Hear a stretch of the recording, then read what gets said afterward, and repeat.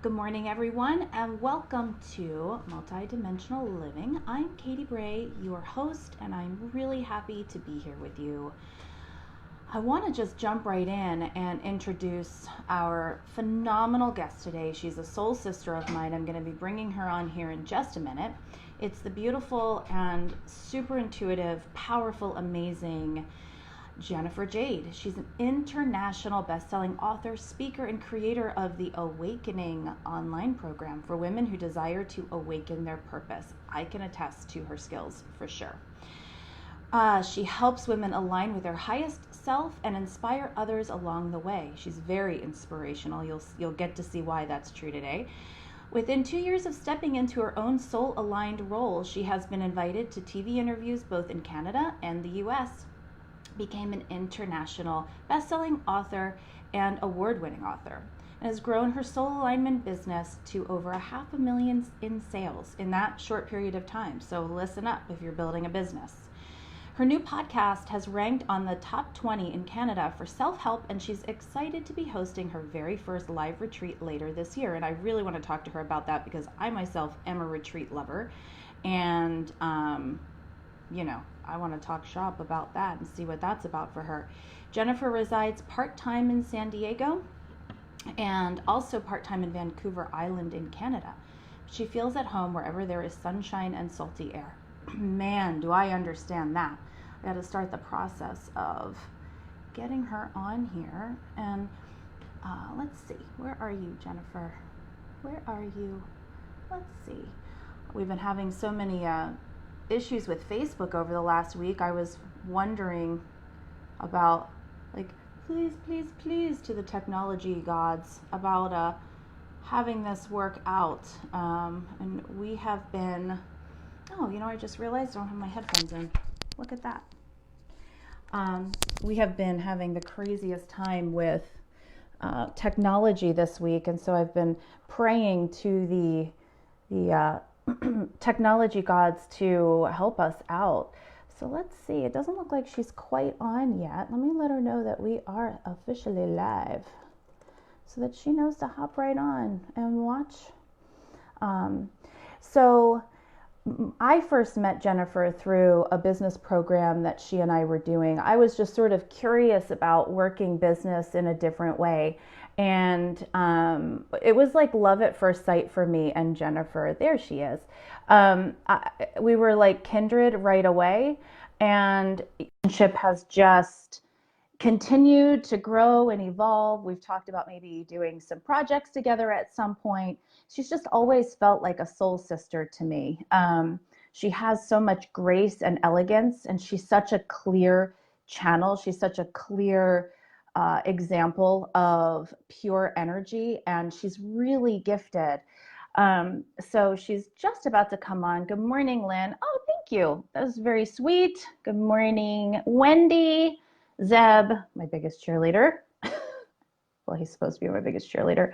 So while we're still adding Jennifer, if you have any questions that you would like to ask us, we will be taking questions today. Jennifer and I are both exceptionally intuitive, and so if there's anything that you want to know, please feel free to just put it in the comments. Also, we have a quiz. Jennifer has a quiz that I have in our show notes if you're listening after the fact. But here it's on our Facebook. It's on the promo for the Facebook. She has a quiz, Discover Your Intuition Type. So I am really curious about that quiz myself. It's something, sorry, I was having trouble adding her, so I just hit add again.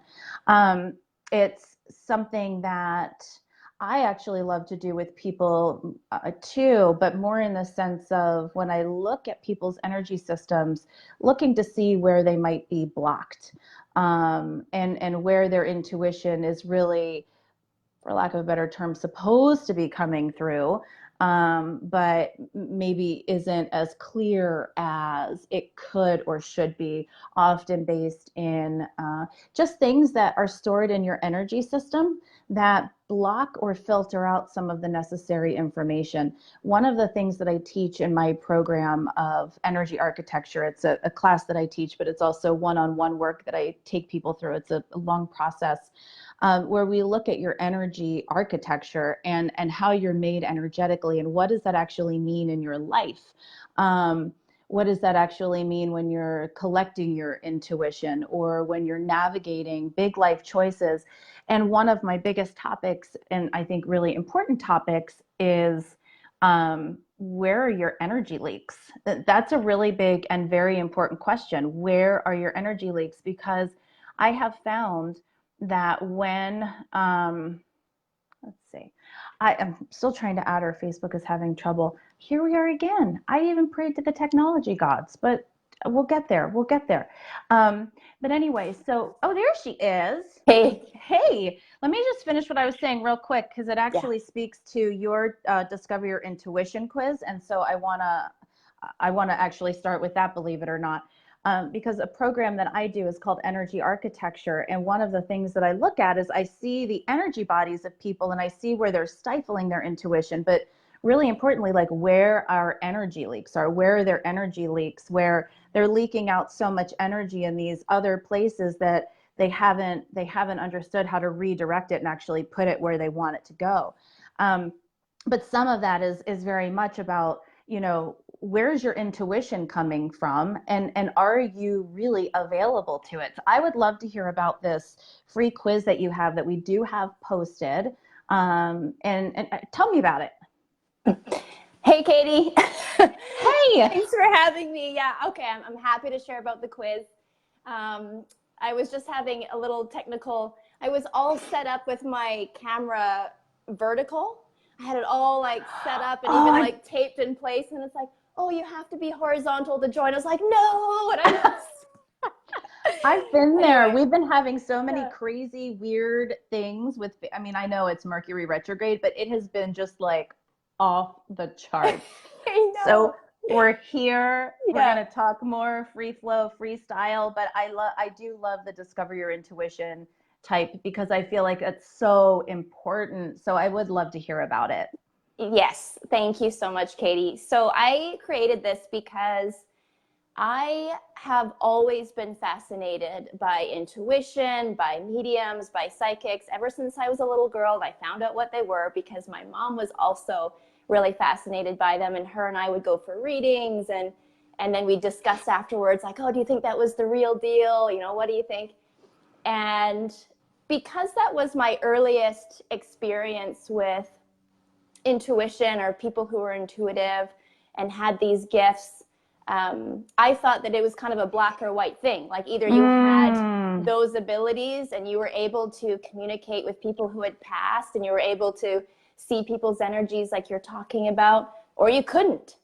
I didn't realize that there was an intuitive connection in all of us, you know, to me, and I'm sure we all have our own definitions of what it actually is, but to me, our intuition is like our telephone line to source, or our higher self, our soul. And as I started to navigate between, okay, what is guiding me? What is guiding me right now? Is it my intuition or is it my ego? And I started playing with that. And then I took it one step further. Right around the time or shortly after we met, I realized that, oh, there's actually a most dominant type that many people have to begin with. Maybe we have more than one clair open. You know, there's different clairs, different channels of intuition. But many of us have a particularly most dominant one to start with.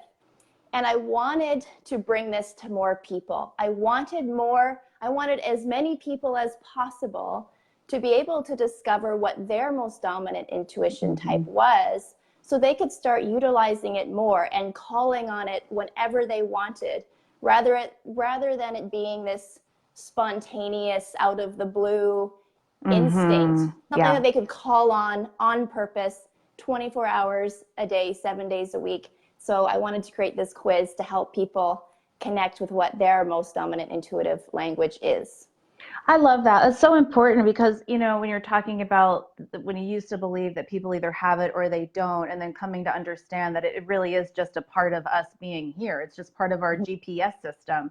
Yeah. Um, I think one of the other things that has bent a lot of people's minds or sort of warped the perception of intuition is Hollywood and the way that it's like, oh, it's a burning bush, or it's like this, or it's like that, and it's like really big, and it's like, no, that's why we're often told to slow down and get quiet, because it's literally a subtle energy. I mean, once my experience is, once you really tune into those subtle energies, you can feel its power, but it's Mm-hmm. not power in this extreme sense that we're used to in our human senses. You know what I mean? So Yes. so I love that that you have this available for people, because I feel like it really honors just the natural way that they experience it, that it doesn't necessarily have to be this big blown out of proportion experience.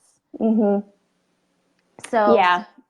I love what you were just saying there, Katy, about thinking it's going to be either this big blown out, something you've seen on TV or in the movies, because that's what I thought. And that's what I right, was expecting. yeah. And people would even tell me when I was going to these readings as a little girl, "Oh, you're intuitive, aren't you?" And I was like, "No, no, I'm not. I don't see what all these other clairvoyants see, and I don't have those. So no, I'm not." And Mm-hmm, I just mm-hmm. wrote it off.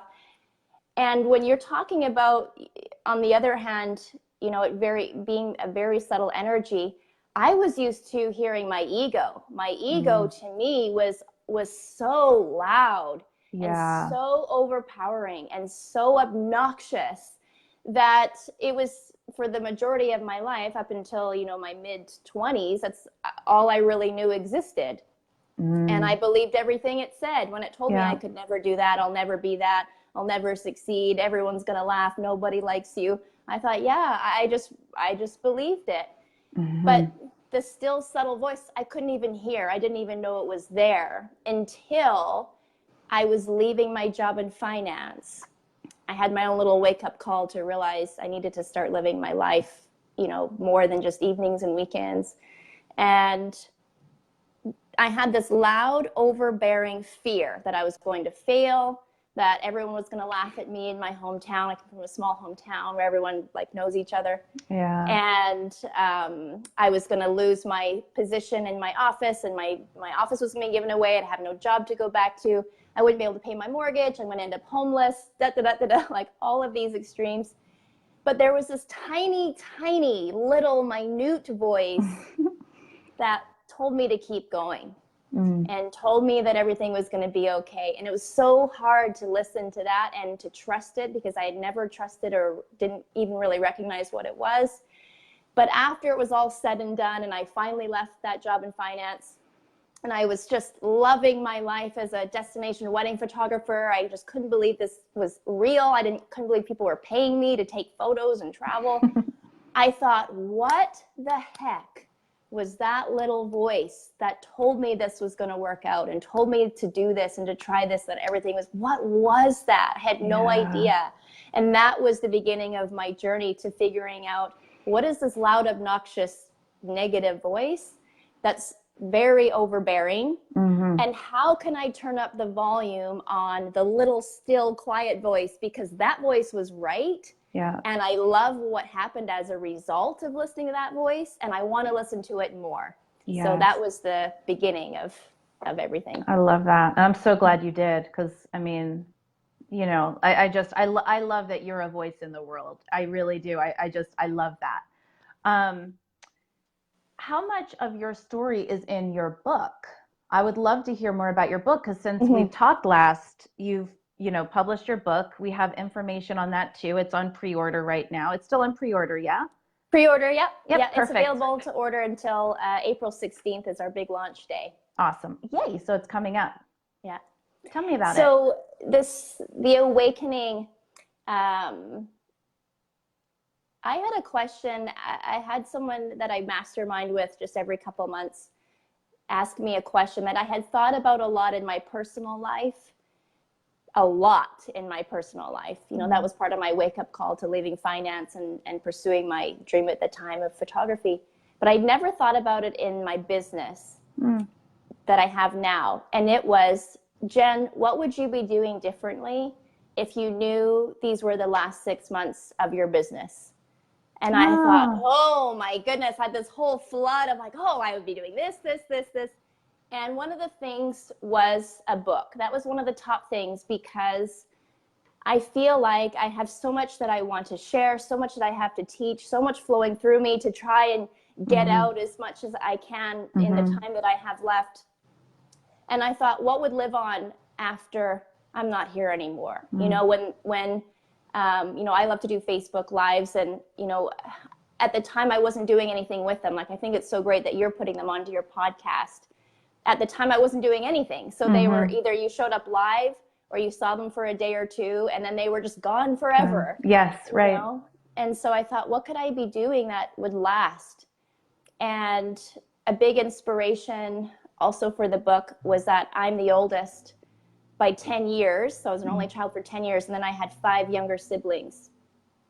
So I feel somewhat of a hybrid between sister and mom. And I thought, what could my siblings read? What could I tell them? If it were all over for me in 6 months, what could they have to open up, to read? What could I share with them when I'm not here anymore? So here came the book. The book, because of that, is mostly a guide. It's mostly a guide into the reader's own intuition. Nice. And understanding their own. You were talking about intuition leaks. So I talk about power leaks in here. When we have self-worth attachments to external things, self-worth attachments to money, self-worth attachments to our business, self-worth attachments to our appearance, and how that can leak our energy and even take us out from aligning with our purpose in this life. If we're too attached to what other people think, maybe we never will speak our truth. Maybe we never will step into our light.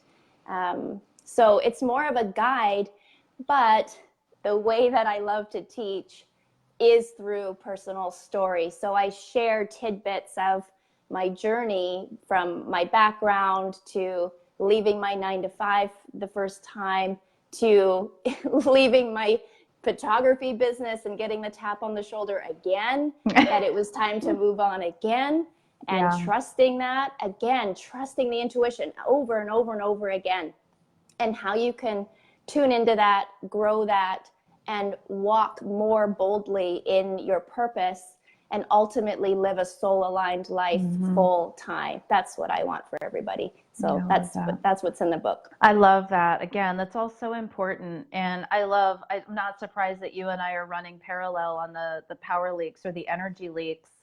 And it is a lot of ego-based stuff that will, with that strong voice that you were talking about in the beginning, that it's so overpowering, and it has such an incredible capacity to just reroute our energy into something that is futile and fruitless, that really just gets us on that hamster wheel. And all the while, supporting this dismissive idea that our intuition is, it could be the lazy part of us, because it's like, gosh, I really don't need to work this hard. I'm burning the candle at both ends. Like, I can be so much more supported than that. I don't have to kill myself to live an abundant life, which is not something the ego is going to share with us, right? So I think a lot of times what I see is that people will interpret things that are very intuitive as either being grandiose or very almost selfish, right? But it's like, it's our intuition that is literally there to serve us in our life experience from like the deepest level, to be gentle on ourselves, to, let ourselves rest, to trust our inner wisdom, to trust our voice. I mean, these things are so important. And unfortunately, the masses doesn't teach us this, which is why I'm really happy that you have your book, because we need as many, I'm just like, flood the world with messages like this, because I feel like at some point there's going to be that tipping point where enough people are like, oh, it doesn't have to be that way, so that they can really honor who they're here to be, you know? Yeah. I've been thinking about it, Katy, and we're just so on the same page. It's not a I've been surprise. I know. I think about the origin of I'm fascinated by human behaviors, and I think about, how did this all start? How did this all start? Grow up, go to school, get good grades, go to college, get married, have kids, enjoy your life when you retire, Right. and do your motorhome trip, and then that's it. Then there's your life, pay your taxes, and try to pay off all your debt, and you're good. Yeah. And I feel I don't know when it started that we lived a predominantly ego-driven life, and I didn't really understand that at first either. Ego, when I was really naive to all of this, I thought ego was, the guy that walks into the gym with the big muscles and very arrogant and whatever. But ego is not just superiority, it's also inferiority. When you go through your life thinking, oh, I'll never amount to that, or I could never succeed like her, or I could never, that is also ego. Yes. And so I don't know if humanity has always been predominantly ego driven, or where it shifted into, you need to make a lot of money, you need to work really, really, really hard. And then it became this badge of honor that you're so busy all the time and you work so hard and you have this much money and this car and this, whatever. But I feel like there is an awakening. I mean, it's been happening for a few years, like exponentially, I feel. Yes.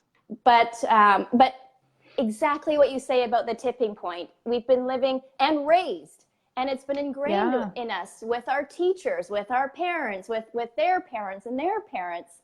This is what you listen to, that this voice in your head is you, and it's true, but it's not. Yeah. And there's so many people now that are feeling called to facilitate these awakenings, like you and me and a lot of my clients, and I'm sure a lot of people that you connect with as well, that they're feeling very called to contribute to helping humanity now live from their heart, from their intuition, from their higher self, align with their calling, align with what they actually feel called to be doing, and more importantly, being in this life. And I just think, and then I start to think, not only of the origins and where did this all come from, but where are we going to go from here when more people are following their intuition, listening to their soul, aligning with their calling? What is this planet going to look like? I know.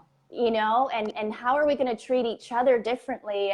And what's the vibration going to raise into? And it's exciting. It's exciting times. Yeah. It's so exciting. It's so exciting. And I think, one of the things that it starts with, and your stories are a perfect example of this, is, we have to lead by example. We have, it's literally the Gandhi quote, we have to be the change that we wish to see in the world. And what I want to see for everyone is living that way, because I feel like violent crime goes down. I feel like all of the financial torment that so many people live in, that they just sort of accept as normal, is a thing of the past. And I do think it starts with leading by example. And it's funny because, again, I imagine you run into this too with your clients. I know I sure do with mine, where I don't tend to attract people. Not that, Earth School is tough enough. I think we all have our stories, right? I don't think this is just for a certain group of people.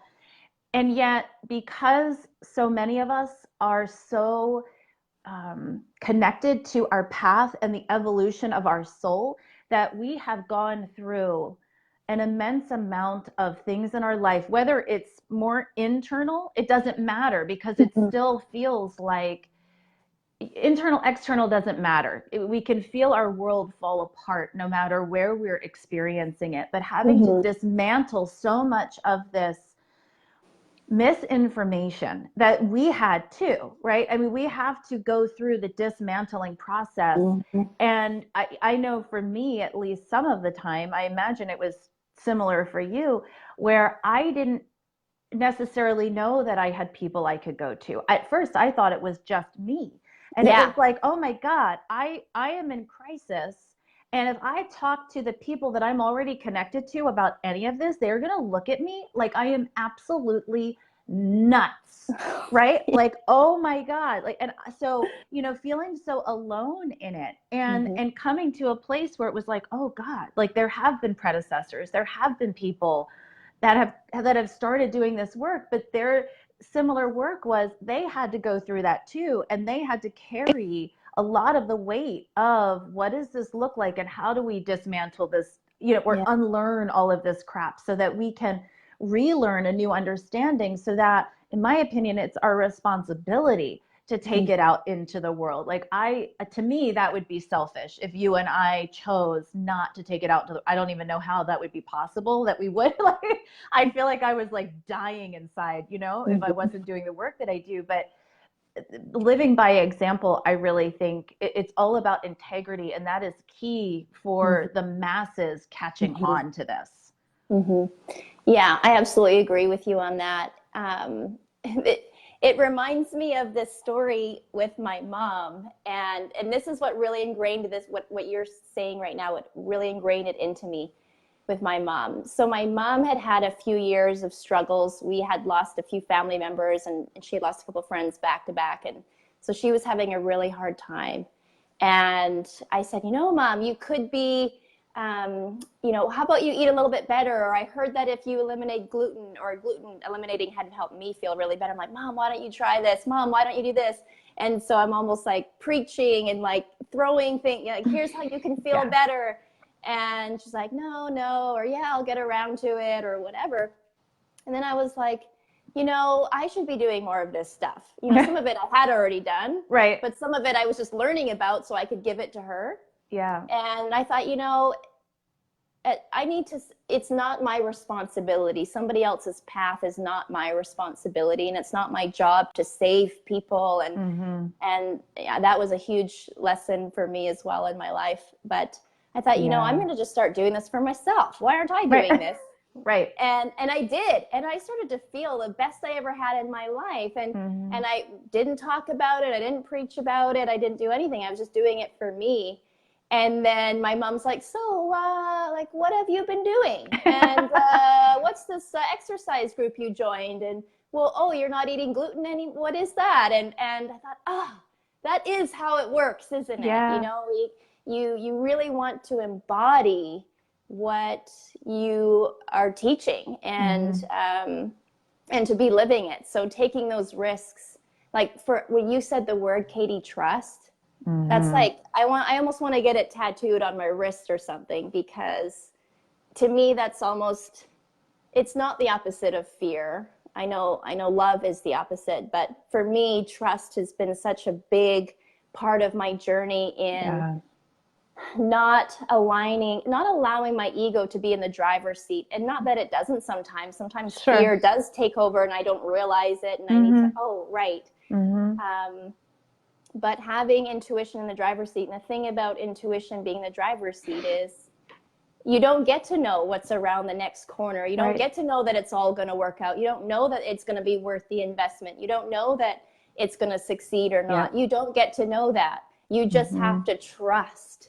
Yeah. And so as I'm teaching my clients or writing in my books or whatever about trusting your intuition and really underlining and bolding the word trust, I have to continue doing that in my own experience as well. You're right. It's absolutely true. Yeah. Totally. Well, and I think too, trust, it's funny. I joke about this because some people do still come to me for like readings. My love is doing like deep spiritual energy work with people, but people do still come to me for readings. And so it's always interesting for me because I feel that the conversation of trust is so huge and vast, because it's so clear to me that sometimes our soul has to move in certain directions and the outcome isn't necessarily what our personality is looking for. But part of that trust is I trust that I listened to my intuition. I know that I honored my intuition. It didn't work out the way that my personality thought it was going to work out, But because I followed my intuition, I then understand that for whatever reason, I needed that. I may or may not figure out why. It may or may not, logically come together for me at some point. But I just need to trust myself and get out of a conversation of right and wrong and go into a more expansive place where I understand that everything really is for me.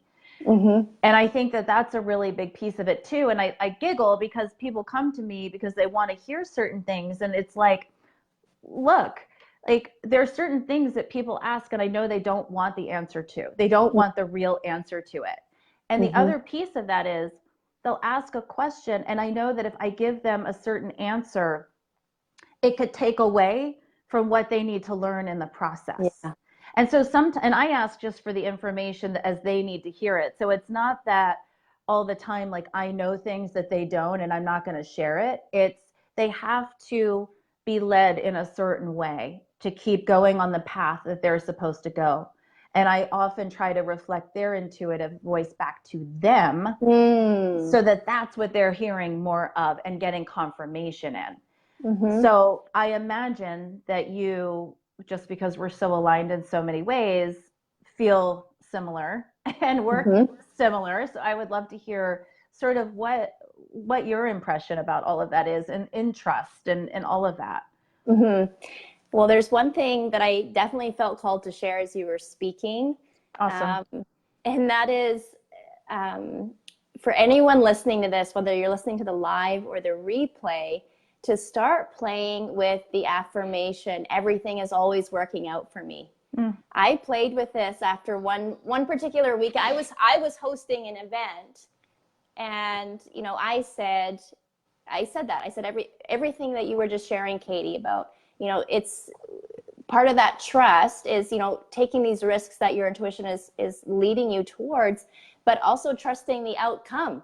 Whether it's what your ego or your personality wanted or asked for or thought, but, even if it's the opposite, even if it did in your mind fail or not work out as planned or whatever, and you're thinking, oh, my intuition led me astray, my intuition was wrong, that wasn't my intuition or, whatever, instead saying, everything's always working out for me. Everything's always working out for me. And so I was, after the event, I was just, I got home and I drive around. Everything's always working out for me. Everything's always working out for me. And it doesn't always mean the light's green every time you hit the intersection and your bank account's always just filling with money and everything. But even when the light is red, I would say everything's always working out for me. And you never know, like maybe there was, this is kind of a weird example, but maybe there would have been an accident if you had a green light and flown through the green light, or, you just don't know the big picture. So even when the little occurrences and outcomes aren't as you expected, that's okay because everything's always working out for me. Everything's always working out for me.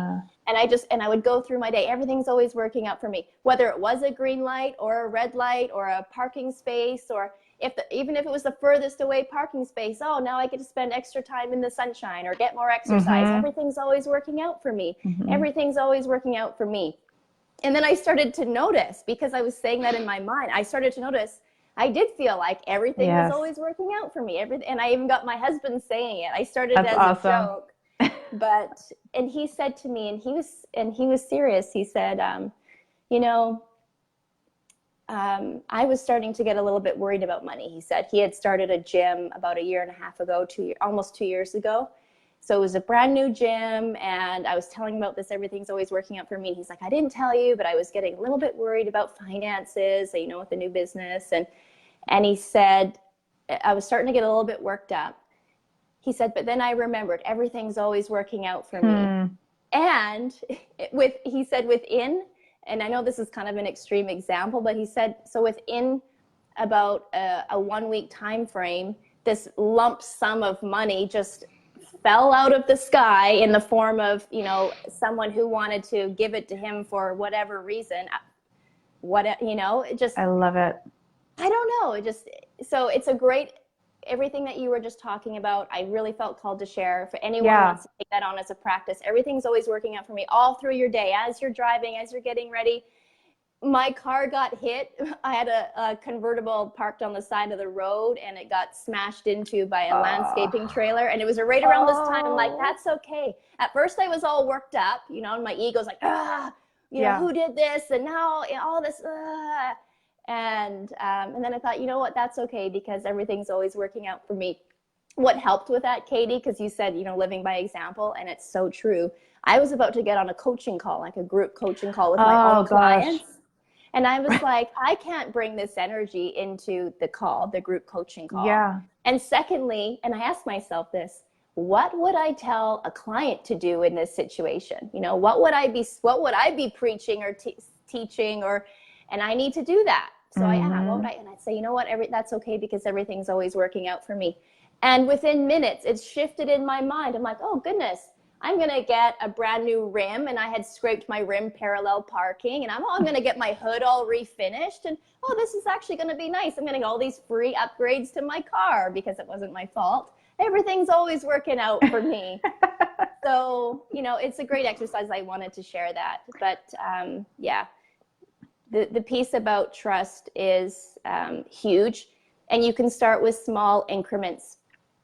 So, you know, you don't have to, your first time trusting your intuition doesn't mean, okay, I feel called to start this new business. I'm going to quit my job tomorrow. And then I'm just going to start my business. You know, it doesn't have to be that way. It can be gradual. You can trust your intuition with, you know, what pair of shoes should I wear today? You know, maybe the weather is a little bit iffy, and, you know, and you're being called to wear your boots instead of your sandals, or something like this, or should I bring my jacket or not? You can kind of ask this very simple stuff. And then as you start to build that trust, like, oh yeah, now I'm starting to understand how my intuition connects with me, or I learned from the quiz how to, you know, which way that my communication works best with my intuition. I'm building that trust, and I'm building that trust to the point where, you know, you will start trusting it for bigger decisions and bigger life leaps. So I've made big investments. You know, one of the people that you and I had both worked with, I decided I wanted to do private coaching with her, and it was a $25,000 US investment. Well, I'm Canadian, so that's over $30,000 for me. Yeah. And this was when I first decided I wanted to move into this business. I wanted to become a coach. I had no idea if people were ever going to hire me as a coach, if this business was going to succeed. I didn't even know how to coach people. I just felt that this clicked into place. This is how I wanted to serve now. I didn't want to be a photographer anymore. It didn't have that buzz feeling that it was fulfilling and it was my path anymore. This didn't mean that I wasn't still afraid. You know, fear, I don't know how to completely eliminate fear. If you ever find that out, please tell me. Trust me, I will call you immediately. So it is always there, and it is present, and it's still loud, and it's still terrifying. But now I can differentiate between what is fear and what is intuition. And I was already in debt. So this $30,000 for this private coaching, I was already in debt. I had been falling out of love with my photography business. So I thought, as this last ditch attempt, because I thought I was going to be a photographer for the rest of my life. We're kind of trained, you pick a career and you stick with it. And I'd already left finance. So I thought, well, then this is for sure it. This will be my career for my life. And I was falling out of love with it. I didn't understand what was happening at the time. So I just started throwing money at it, like, okay, well, I need to rebrand, and I need a client meeting space that's designed by an interior designer, and I need a new logo, and I need this, and I need that, and then I'll love it again. So I spent thousands of dollars trying to stir up my you know, good feeling about it, and it didn't work. So I'm feeling less, it felt almost out of integrity to be booking photography sessions because my heart just wasn't in it anymore. And so I didn't want to take people's money and show up half-assed. And so I had racked up all this debt, wasn't really taking on many clients because it didn't feel very good. And then decide, oh, this is it. I'm going to help other people who are still stuck in that 9 to 5 or still stuck feeling that unfulfilled feeling in that job and not wondering, not sure if there's anything else available to them. So I am terrified to invest this $30,000. Of course. Terrified. Yeah. I'm already in debt. Yeah. I come from a finance background where having debt is like the devil. On top of that, my dad refuses to have a credit card.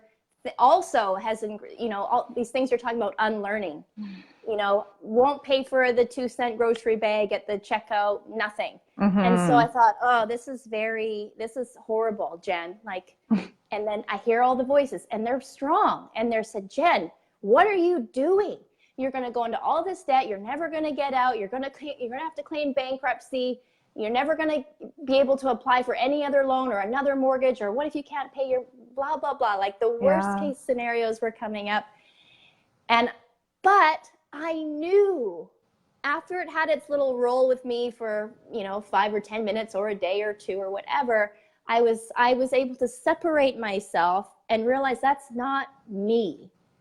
That's not actually me. Those are my thoughts.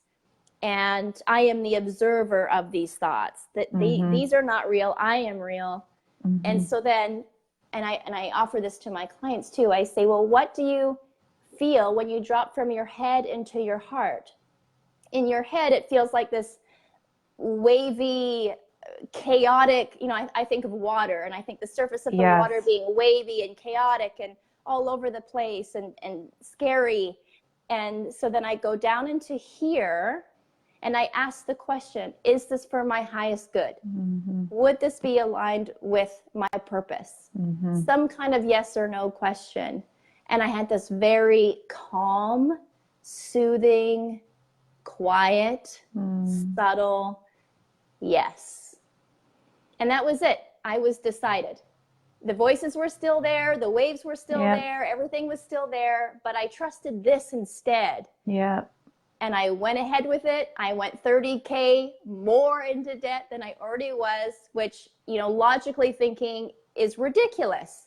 But it worked out very, very well for me. I had very great results. It changed the trajectory of my life. I started to create new beliefs around money and around investing in myself, and had a very, pleasant outcome as a result of that. And had I still been in this place of allowing fear and ego to be in the driver's seat, trusting the fear and ego, not being able to differentiate myself from those, I never would have made that investment.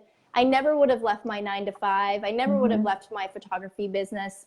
And who knows where I would be today. I don't even like to think about it. Yeah. So, yeah.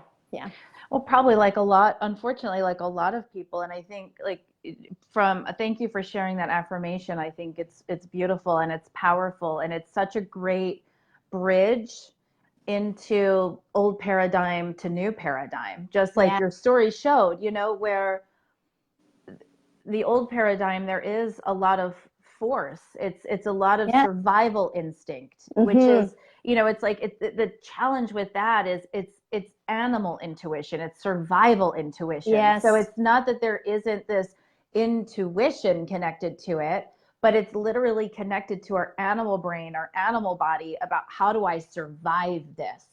And when we look at everything's, always working out for me, and in the story that you just shared, and listening to your heart and letting that be the anchor in this seemingly crazy storm, it takes us out of this survival instinct or survival intuition and into that true intuition that speaks from a higher place, that knows the whole picture, that gets the whole story, that sees so much more than we could possibly comprehend in these physical bodies.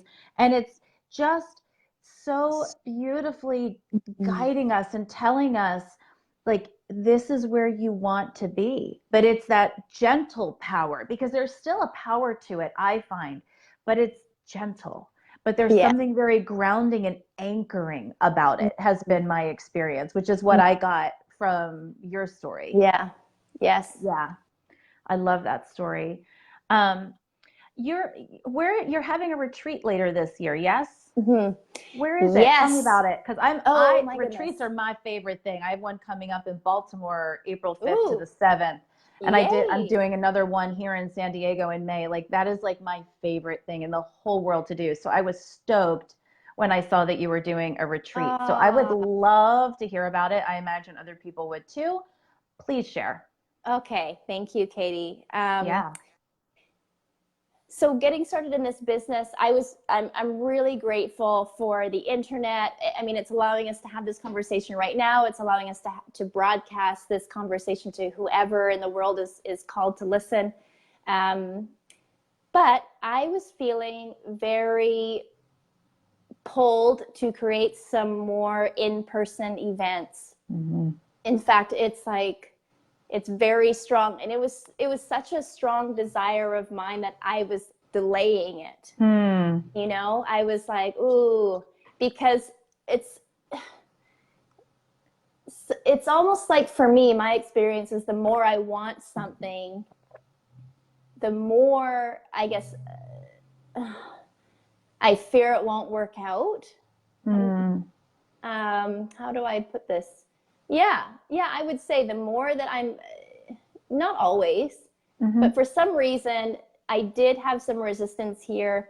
I did have some ego coming in saying, well, if you book that place, Jen, no one's going to come. No, why would anyone come to your event? And I had so much desire wrapped into it. I knew that I needed to detach from the outcome. This is, and trust, you know, I had to bring myself back into that place first.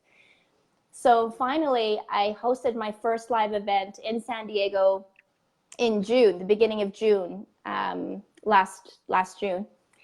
And oh my goodness, Katy, there's just nothing that will ever replace in-person energy. You know, like, I know you and I can have a great connection like this right now. But there's just something about being in the room together, you know, that is just so different. And having a group of like-minded women in a circle together, you know, meditating at the same time or lifting each other up at the same time. Like, oh my goodness, I just didn't ever want that weekend to ever, it was like Disneyland for my soul. It was just the greatest. And so as that event ended, it was a 2.5 day event.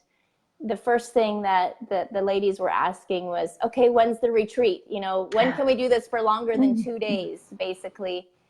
And so I started thinking about that, and I created, I really wanted to feel into what would my retreat look like. Like, I've been to other people's retreats. I've had a really great time. And I thought, what would be my retreat? Where would I have it? What would it be like? What would we do? So there's this part of me that loves adventure. And that's why I called my podcast The Soul Adventurer, because I feel like our soul is here and we're just on this great adventure. We don't know what's around the next corner, and that's kind of the best part. That's the fun part. You don't know what's coming around the corner. And when I think about adventure, one of the greatest adventures I've been on, literally, has been in Hawaii doing the Nepali Coast Trail. And I was a bit intimidated to do this trail because there's all these warnings about flash floods, and you've got to cross the river multiple times over slippery rocks and all kinds of things. And but I wanted to get to this waterfall. I wanted to swim under a waterfall in Hawaii. This is like a bucket list thing for me. So I thought, okay, let's go. I didn't really care so much about the trail. I just wanted to get to the waterfall. But I found that the trail was the best part. That was the most exciting part, was not knowing what was around the next corner and seeing the bamboo forest you weren't expecting, and seeing these beautiful trees and hearing the birds chirping, and then going across the slippery rocks and not knowing if you're going to fail or fall in. I did fall in one time, all the way up to my chest. Oh, God. And it was hilarious. Because I didn't get my phone wet. That's why it was hilarious. You know, and I got to the waterfall, and that was great to make it to the waterfall. But I realized how much fun the adventure itself really was. And now I apply that to my life. You know, I might have this big vision for where I want to go and the outcomes that I desire to create. But I'm just having a great time right now with all the little twists and turns and not knowing what's coming up. And so that's the adventurer part. So this retreat, I want to have the elements of us really supporting one another, having these really high vibrational breakthroughs and elevating our energy and our frequency, and having that clarity in our purpose and our next steps, and all of these kinds of amazing experiences that I love. But we're also going to include some adventure. We're going to go to Mount Haleakala at sunrise. And we're going to have a little spiritual ritual there as the sun's coming up when we're on Mount Haleakala, which is said to be the heart chakra of Earth, is Mount Haleakala in Hawaii. So I think that'll be really kind of cool. We're going to go down a little bit of the road to Hana and have some hikes along some waterfalls, because I love anything to do with water. Yeah. But particularly waterfalls. So I want to see a couple waterfalls while we're there and get into the lush forests and really just refresh our soul with that nature, with that adventure, with that excitement, with that fresh air, with the visual beauty, with the energy that is Hawaii. So it's going to be a lot of spiritual growth and personal development, but also that actual adventure as well. I love that. When is it? That'll be November 4th to 10th. It's on Maui. Too. Nice. Yeah, it's on Maui. Not, Kihei is kind of on the opposite side where all the tourist attractions and hotels. We're going to be on the opposite side, more on the Hana side, where it's going to feel like, we're in the middle of nowhere with nobody else around. We have about 8 acres of property. It's ocean view, and there's a waterfall view right on the property as well. Oh gosh, that sounds amazing. Yeah, I'm very, very excited. Very excited. Well, and talk about, just all of the analogies for life, like you were talking about being on the path and having this goal and objective of where you wanted to reach, but really loving the full catastrophe of the getting there, right? And celebrating that. And then at the same time being in this gorgeous place that is it's literally abundance. It is the literal definition of being in abundance with the earth and everything that she provides. What a beautiful experience for everyone. That's awesome. Do you have a page or anything yet that's connected to it? Did you send that to me? Did I? I actually didn't. I didn't send that to you, but it is in my Instagram. So perfect. If you go to at Jennifer Jayde _success coach. I have it in the. Okay, great. I have that in the bio of my Instagram. There'll be a retreat page there. It's just about full. There's a few spots left, and I feel that whoever's meant to be there will be there, and it's going to be a pretty great experience. I love that. That's so exciting. Anything else that you're up to that you want to share? I know you have your book coming out. You said the launch was April 16th. Is that? Yes. So let's say approximately April 16th. I know how that goes. Because I have, so my publisher has said April 16th. But I'm actually going to be in California for a mastermind coaching event that I'm a part of. So I'll be offline for those 3 or 4 days. And I want to actually do like a really fun launch party for the book. I want to invite whoever wants to join. I'll create a private Facebook group, and I'll do some Facebook Lives and some teachings and Q&A in there, and have some fun prizes and things. I just love doing these online launch parties, like virtual cocktail parties, and just talk about all these fun spiritual things. So it should be in and around April 16th when the book releases. And I would say the book, the retreat, I guess going around and speaking, which is another thing I love to speak, because then you get to, again, meet people in person. And I encourage anyone listening. I used to shy away from going to events at first, whether they were personal development or photography. or even these, because I thought, oh, I'm not going to know anyone there. There wasn't really Mm-hmm. anyone that I would take. I could take my husband, but I kind of felt like I'd be dragging him along. Right, right. So I would just go by myself. I'm like, I'm not going to go by myself. Everyone else is going to have their friend or their buddy, and I'll just be alone, and they'll all be better than me or more knowledgeable or whatever, right? That ego would say. Mm-hmm. So I wouldn't go. But, pushing yourself outside of your comfort zone, and I don't know if pushing is the right word, but that is kind of what it feels like for Mm-hmm. me sometimes. Is I have to remember that when I'm getting to the edge of the familiar, that's when my ego is going to crank up the volume. And if I'll just go one step further and just say, you know what, I am going to just test. I am just going to go to that event and see what happens. Mm-hmm. Everything's always working out for me. You never know who I'm going to meet and what's going to happen. And going to these live events, especially, you mentioned this, Katy, about feeling sometimes alone or isolated, or am I losing my mind, which I completely resonate with. I even had to reach out to you for one of those weeks that I was having. Mm-hmm. Thank goodness we had connected.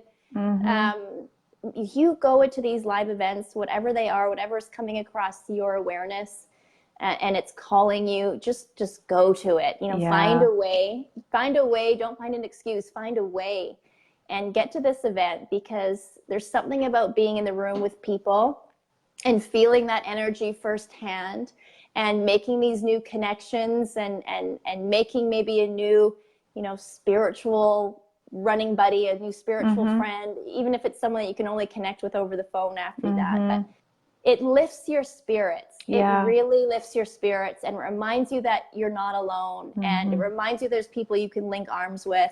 There's people that you can raise each other up together. Yeah. And you've been one of those people for me, Katy. So thank you so much. And vice versa. We had connected. I know you were mentioning a little bit at the beginning of this call, but we had connected in that mutual group. And I wish I could remember the comment. Someone said something in the group, in the Facebook group that we were in together. And you said, I find that's not the case for me because my guides tell me this or something. I'm like, who is this woman? And you said something about San Diego. I was like, oh my goodness, I'm going to be in San Diego in a couple weeks. And so I reached out to you to go for coffee. I really, wasn't expecting if you were, because I'm a total stranger. Yeah.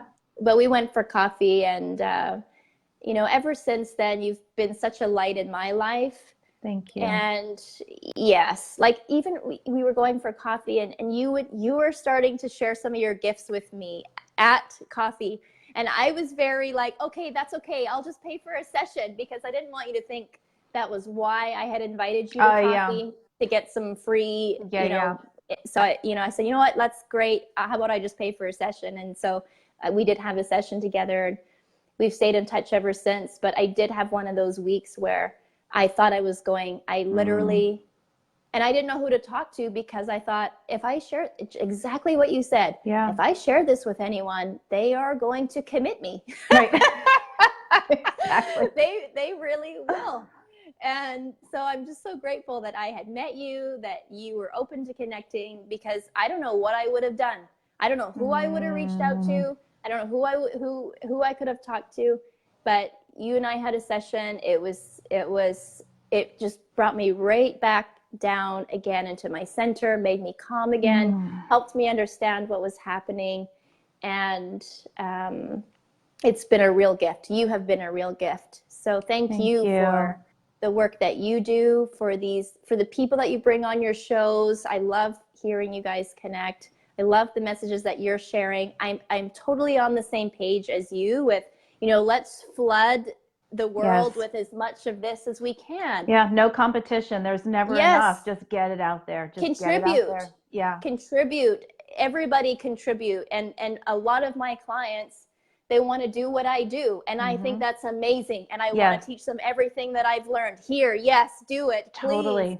Totally. Let's all link arms and let's raise the vibration of this planet. Let's help everyone live their calling, and let's take this world into a far better place. Absolutely. Amen. I think we're coming to a close. I think that's the perfect way to close, because, birds of a feather, I feel the same way. It's, it really is true that when we hold our gifts in, it's the most selfish thing that we could do. I think the world is really depending on each one of us to just be who we are here to be and not fearing judgment, because there is always going to be people who judge, but there will always be people who appreciate and embrace your example. And there's probably more people who will love and appreciate you and your example than the people who could ever judge you. So just like, get out there and do your sacred work in the world. I don't care what it is. Just go be that. Yes.